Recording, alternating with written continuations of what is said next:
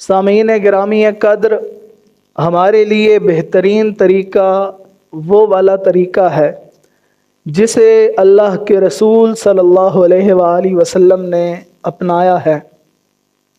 اللہ رب العزت نے فرمایا کہ لقد کان لکم فی رسول اللہ اسوۃ حسنہ، تحقیق حضور صلی اللہ علیہ وآلہ وسلم کا جو اسوہ ہے وہ اسوہ حسنہ ہے۔ ہمارے لیے اللہ کے رسول صلی اللہ علیہ وآلہ وسلم رول ماڈل کی سی حیثیت رکھتے ہیں۔ ہمارے جتنے بھی نیک اعمال ہیں ان کی کامیابی اس بات پر ہے کہ ہم ان نیک اعمال کو اس سمت میں ڈھالیں جس طرح کا عمل اللہ کے رسول صلی اللہ علیہ وآلہ وسلم کا تھا۔ رمضان المبارک آیا ہے، تو اب رمضان المبارک میں ہمیں کامیابی کیسے حاصل ہوگی؟ تو رمضان المبارک کی کامیابی کا انحصار اس بات پر ہے کہ ہم رمضان کو ویسا گزاریں جیسا اللہ کے رسول صلی اللہ علیہ وآلہ وسلم گزارا کرتے تھے، تب ہمیں رمضان المبارک کے اندر کامیابی حاصل ہوگی اور رمضان المبارک کے حقیقی فوائد و ثمرات ہمیں حاصل ہوں گے۔ اللہ کے رسول صلی اللہ علیہ وآلہ وسلم رمضان کو کیسے گزارا کرتے تھے؟ 3 عبادتیں جو کہ بڑی خاص ہیں، جو کہ اللہ کے رسول صلی اللہ علیہ وآلہ وسلم سر انجام دیتے تھے۔ پہلی روزہ، دوسری قیام اللیل یعنی تراویح، اور تیسری عبادت جو ہے وہ لیلۃ القدر کی تلاش، جس کے لیے اللہ کے رسول صلی اللہ علیہ وآلہ وسلم اعتکاف بیٹھا کرتے تھے۔ اب یہ 3 عبادتیں ہیں اور ان 3 عبادتوں کے بارے میں اللہ کے رسول صلی اللہ علیہ وآلہ وسلم کے مختلف اقوال ہیں۔ فرمایا کہ من صام رمضان ایمانا و احتسابا غفر له ما تقدم من ذنبه، من قام رمضان ایمانا و احتسابا غفر له ما تقدم من ذنبه۔ اللہ کے رسول صلی اللہ علیہ وآلہ وسلم نے فرمایا جس شخص نے رمضان کے روزے رکھے، اور فرمایا جس شخص نے رمضان کی راتوں میں قیام کیا، تراویح ادا کی، اور فرمایا جس شخص نے لیلۃ القدر میں قیام کیا، لیلۃ القدر کو تلاش کیا اور اسے پا لیا، فرمایا اللہ رب العزت اس کی زندگی کے سابقہ سارے گناہوں پہ معافی کا قلم پھیر دے گا۔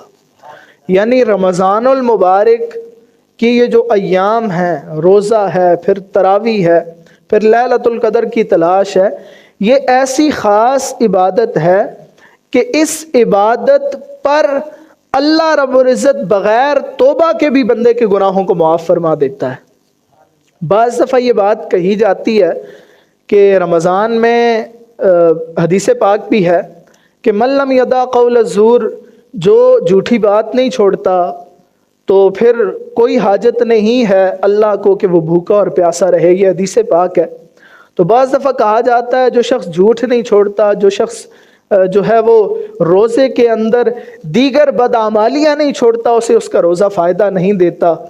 روزہ فائدہ دے یا نہ دے، ہم نے روزہ رکھنا لازم ہے رمضان المبارک کے اندر، چونکہ روزہ ہم پر فرض ہے، یہ رکھنا لازم ہے۔ اور جو شخص حقیقی طور پر روزے کا حق ادا کرتے ہوئے روزہ رکھتا ہے، اس کے گناہوں کا دفتر اگر زمین سے لے کر آسمان تک بھی ہو، اللہ رب العزت اس دفتر پہ معافی کا قلم پھیر دیتا ہے۔ تو اب یہ انسان تک ہے وہ کتنی محنت کرتا ہے، اور روزہ رکھتے ہوئے، تراویح پڑھتے ہوئے، لیلۃ القدر کی تلاش کرتے ہوئے آپ نے 2 باتوں کا خیال رکھنا ہے جو اللہ کے رسول نے فرمائی ہیں، ایک ایمان اور دوسرا احتساب۔ ایمان و احتسابا، ایمان اور اخلاص، ایمان اور اخلاص، آپ نے اس کا خیال رکھنا ہے۔ میں نے پچھلے درس میں بھی عرض کیا تھا کہ رمضان المبارک کے اندر ویسے بھی بندہ مومن کے ایمان میں اللہ رب العزت کی رحمتوں کی وجہ سے اضافہ ہوتا ہے، تو رمضان میں آپ ان ایام سے فائدہ اٹھاتے ہوئے اپنے ایمان میں اضافہ کریں۔ وَإِذَا تُلِيَتْ عَلَيْهِمْ آيَاتُهُ زَادَتْهُمْ ایمانا، جب مومن قرآن کی آیتیں سنتے ہیں تو ان کے ایمان میں اور اضافہ ہوتا ہے۔ تو اس رمضان المبارک آپ اپنے ایمان کو اوج کمال تک لے کے جائیں، اور یاد رکھیں عقیدہ ایمان نہیں ہے، عقیدے اور ایمان میں فرق ہے۔ عقیدہ وہ ہے جو کہ آپ کو آپ کے والدین کی طرف سے، آپ کے اساتذہ کی طرف سے، آپ کے معاشرے کی طرف سے ملا ہے۔ معاشرے نے آپ کو بتایا ہے کہ اللہ آپ کو دیکھ رہا ہے، یہ عقیدہ ہے۔ اب ایمان کیا ہے؟ آپ کے سامنے کوئی بھی گناہ آیا، کوئی گناہ کا کام آپ کرنے لگے، لیکن آپ فوراً سے آپ نے اس گناہ کے کام کو چھوڑ دیا اور جھٹک دیا اور کہا مجھے میرا رب دیکھ رہا ہے، یہ ایمان ہے۔ آپ کی زبان پہ جھوٹی بات آئی، کسی کی غیبت آئی، آپ نے اس جھوٹی بات کو اور غیبت کو ترک کر دیا اور کہا میرا رب میری باتیں سن رہا ہے، یہ ایمان ہے۔ تو ایمان عمل کا نام ہے۔ ایمان کس کا نام ہے؟ عمل کا۔ آپ رمضان المبارک میں عملی زندگی اپنائیں اور پھر اخلاص کو اختیار کریں۔ اخلاص کی اگر میں سادی سی تعریف کروں عام سے انداز میں تو وہ یہ ہے، اللہ کے لیے آپ اپنے ہر عمل کو خالص کر لیں۔ خالص آپ کے ہر عمل میں اللہ کی رضا شامل ہو۔ جس طرح آپ اپنے گناہوں کو لوگوں سے چھپاتے ہیں، اسی طرح آپ اپنی نیکیوں کو بھی لوگوں سے چھپا کے کریں۔ بس یہی اخلاص ہے۔ تو یہ دو باتیں، یہ تین باتیں تھیں جو اللہ کے رسول صلی اللہ علیہ وآلہ وسلم رمضان المبارک میں کثرت کے ساتھ کیا کرتے تھے۔ پھر رسول اللہ رمضان میں تلاوت بڑی کثرت سے کرتے تھے۔ اسی طرح اللہ کے رسول صلی اللہ علیہ وآلہ وسلم رمضان المبارک میں تہجد کا بڑا اہتمام فرمایا کرتے تھے۔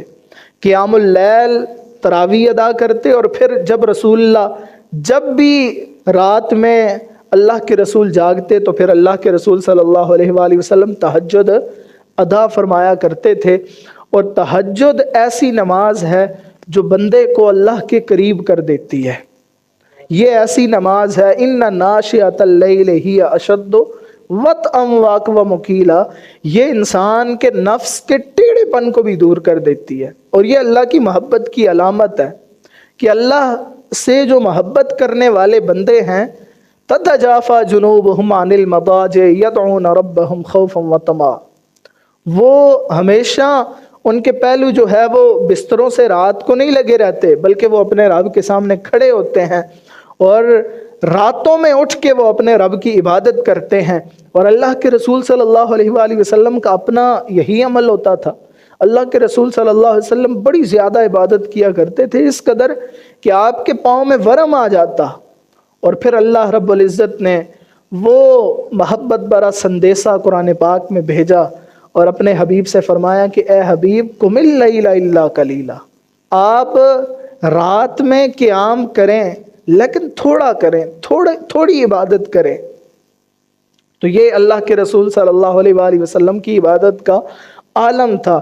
رسول اکرم صلی اللہ علیہ وآلہ وسلم پر تہجد فرض تھی، لیکن ہم امتیوں کے لیے تہجد سنت اور نفل کی سی حیثیت رکھتی ہے۔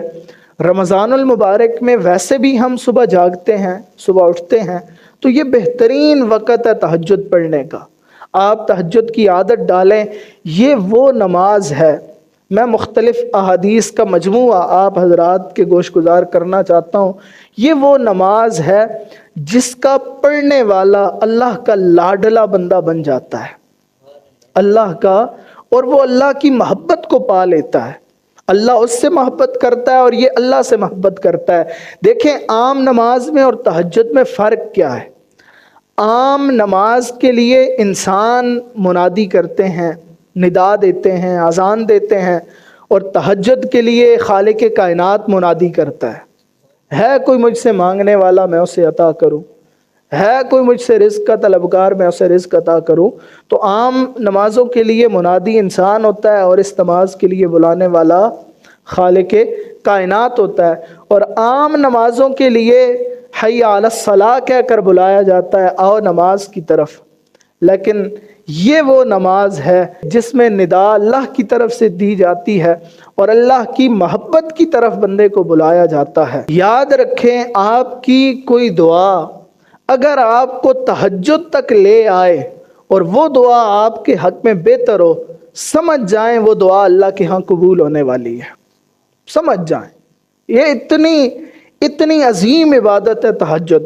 آپ کا کوئی درد آپ کو تہجد تک لے آئے اور تہجد میں آپ وہ درد اللہ کے سامنے رکھیں، تو سمجھ جائیں آپ کے اس درد پر مرہم لگنے والا ہے کہ اتنی عظیم عبادت ہے تہجد. تہجد پڑھنے والا اللہ کا محبوب ہو جاتا ہے، اور اس سے بڑھ کے اس دنیا میں کیا ہے کہ بندہ اللہ کا محبوب ہو جائے. اللہ رب العزت مجھے اور آپ کو تہجد کی دولت اور تہجد کی توفیق نصیب فرمائے. تو رسول اللہ کا یہ عمل تھا، آپ رمضان میں تہجد کا اہتمام کرتے تھے. اور پھر اسی طرح اللہ کے رسول صلی اللہ علیہ وآلہ وسلم رمضان المبارک میں صدقہ بڑی کثرت سے کیا کرتے تھے. اور ویسے بھی رمضان کے جو چند نام احادیث کے اندر آئے ہیں ان میں ایک نام یہ ہے کہ یہ غمخواری کا مہینہ ہے. وشہر المواسات، یہ غمخواری کا مہینہ ہے، یہ دوسرے مسلمانوں کی خیال رکھنے کا مہینہ ہے. وہ لوگ جو غریب ہیں، جو نچلے طبقے سے تعلق رکھتے ہیں، جن کے مالی حالات ٹھیک نہیں ہیں، اس مہینے میں آپ کی ذمہ داری بنتی ہے کہ آپ ان کے ہاں جائیں، انہیں راشن پہنچائیں، رمضان المبارک کی عبادتوں میں انہیں بھی اپنے ساتھ شامل کریں، عید کی خوشیوں میں آپ انہیں بھی اپنے ساتھ شامل کریں. اللہ کے رسول صلی اللہ علیہ وآلہ وسلم کے ہاں سے ویسے بھی کوئی سائل کبھی خالی ہاتھ نہیں جاتا تھا. وہ تو بارگاہ ہی ایسی ہے، کون دیتا ہے دینے کو منہ چاہیے، دینے والا ہے سچا ہمارا نبی. لیکن رمضان المبارک میں اللہ کے رسول صلی اللہ علیہ وآلہ وسلم کی جود و سخا اور بڑھ جایا کرتی تھی. اور آپ کی جود و سخا کا یہ عالم ہوتا تھا، وہ اتنی تیز ہو جاتی تھی اور اتنی بڑھ جاتی تھی کہ ہوا کی رفتار سے بھی زیادہ اللہ کے رسول صلی اللہ علیہ وآلہ وسلم کثرت سے جود و سخا کرتے تھے. اللہ کے رسول صدقہ دیا کرتے تھے. جب بھی حضرت جبریل آتے اللہ کے رسول صدقہ دیتے. رمضان میں چونکہ حضرت جبریل زیادہ آیا کرتے تھے، رسول اللہ کے ساتھ دور بھی کرتے تھے، تو رسول اللہ زیادہ صدقہ دیا کرتے تھے.